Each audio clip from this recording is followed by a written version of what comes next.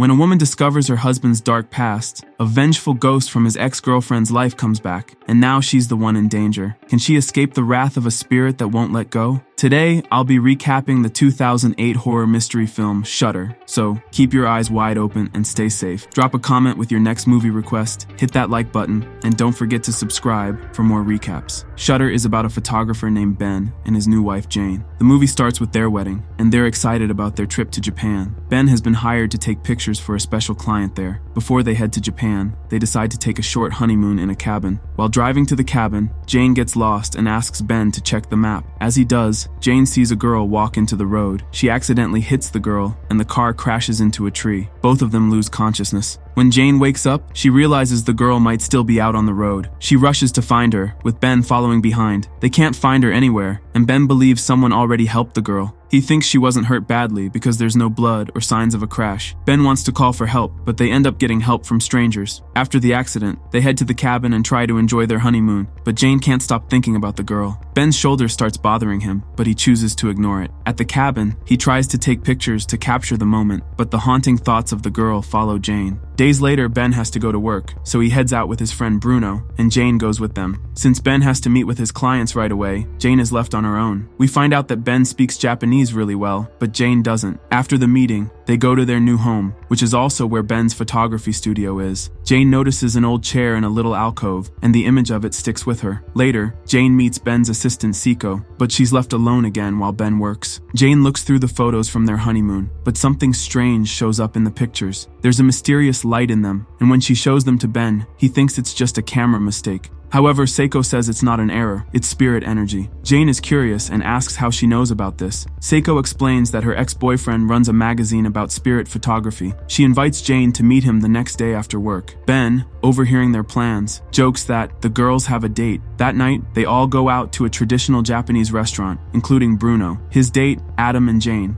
We learn that Adam is a model agent, but there's something suspicious about his intentions with the models. The next day, Jane goes with Seiko to meet Seiko's ex, Yoko, who runs a spirit photography magazine. While there, Jane finds out that most of the magazine is filled with fake photos. However, she learns two important things. 1. Polaroid pictures can't be faked, and 2, the magazine has written about a psychic named Maurice, who analyzes photos like these. Later, Jane tells Ben about her visit and asks him to go with her to see Maurice. Ben's shoulder still hurts, so he decides to see a doctor. At the doctor's office, he's weighed a few times. The doctor tells him there's no obvious injury, but gives him medicine to help with the pain. Ben is already feeling shaken up because of the strange light in some of his photos, which got him in trouble with his client. After a weird encounter with someone in the dark room, Ben agrees to go with Jane to see Maurice. When Jane and Ben arrive at Maurice's home, they show him the photos and explain that there was an accident, and they think the spirit in the pictures might be the girl Jane hit. Ben acts as the translator between Maurice and Jane. Maurice looks at the photos and starts speaking with a lot of emotion, but Ben doesn't translate everything he says. Instead, he tells Jane that they are leaving. Before they leave, Ben shares something important with Jane. Spirits can form a bond with humans when there are strong emotions involved, like love, hate, or anger. Later, Jane looks at the photos for her project that were ruined by the mysterious light. She decides to visit the building in one of the pictures where the light seems to appear. Ben lets her borrow a Polaroid camera from his studio, and she heads to the building, hoping to find some evidence of the spirit. When she arrives, Jane goes to the floor where the light showed up in the photos. She takes pictures in an empty office and has her first real encounter with the spirit. A picture frame suddenly falls to the ground and breaks, and inside the frame, Jane sees a photo of a girl named Megumi Okina. As she looks at the photo, Jane realizes that it was Ben who took the picture. When Jane confronts Ben about the photo, he finally admits that he and Megumi had a relationship. He explains that Megumi became very obsessed with him, even though her traditional Japanese family didn't approve of them being together. The more her family disapproved, the more clingy Megumi became. Ben tried hard to balance his work and the growing relationship, but it wasn't easy. Then, Megumi's father, who strongly disapproved of their relationship, passes away. This causes Megumi to become even more obsessive and even suicidal at one point. Realizing he couldn't handle it anymore, Ben decided to end things with her. Ben admits that he never truly loved Megumi and asked his friends, Adam and Bruno, to talk to her and tell her that the relationship is over and she needs to stop following him. Jane feels hurt by this, but she agrees that they have to find Megumi. Ben talks to Bruno, who says he recently saw Megumi on the street and she was pointing at him.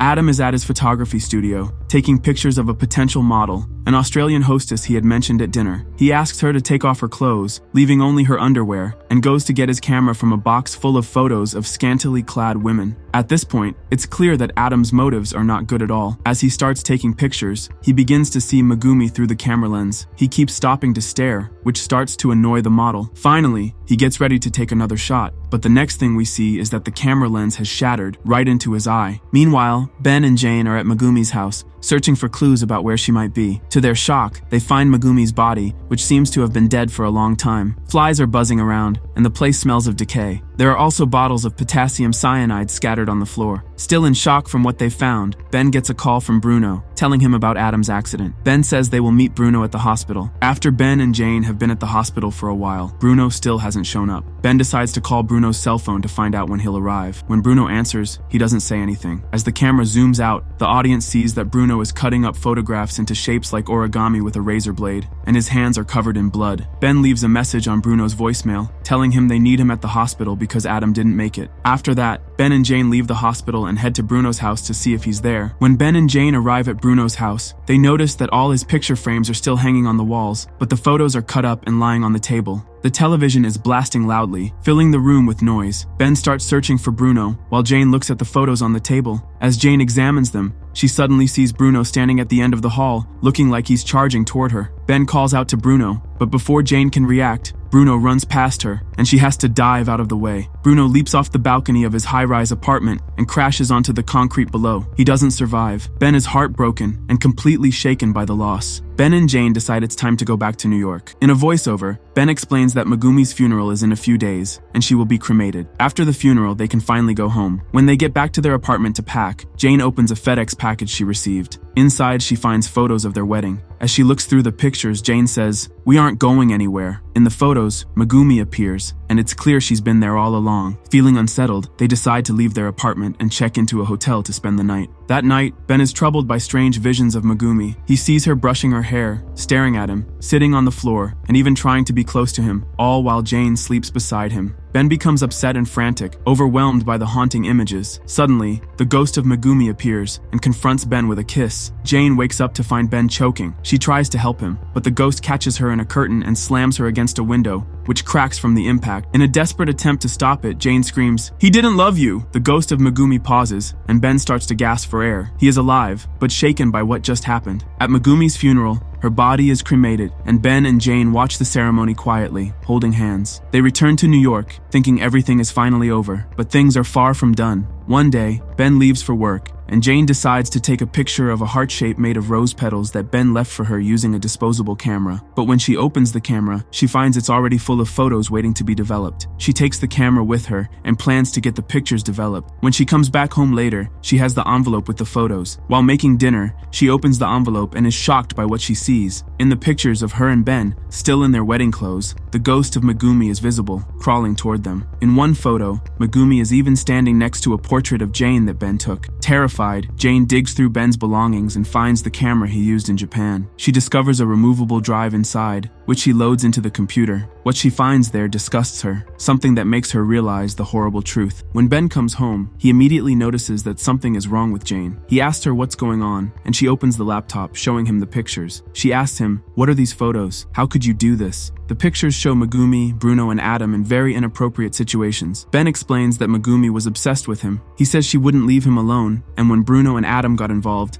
Adam suggested they drug her with pills that were like sleeping pills, but stronger. The idea was to take embarrassing photos of her that could be used to blackmail her and force her to leave Ben alone. Ben admits he took the photos, but says Adam and Bruno, who were probably drunk, took things too far. They took advantage of Megumi, and Ben didn't stop it. The audience can see the shame on Ben's face as he talks about it. He tells Jane that the situation got out of control, but he tries to blame Adam and Bruno, claiming he never touched Megumi. Jane is disgusted by what she hears. She finally realizes the truth. Megumi was trying to warn her about Ben, and that Megumi never wanted to hurt her at all. Jane decides she needs to leave Ben. She tells him she needs time to think, but then quickly changes her mind, saying she doesn't need time to figure out that he's not the person she thought he was. She tells him she's done and walks out, leaving Ben all alone in the apartment. In his anger, Ben takes out a Polaroid camera and starts snapping pictures around the apartment, hoping to find Megumi. He shouts, "Me and you together forever. Is that what you want? You got it." But when he looks at the pictures, they show nothing. Frustrated, Ben drops the camera, and it takes one more photo. He picks it up and is shocked to see Megumi sitting on his shoulders in the picture. This explains the pain in his shoulder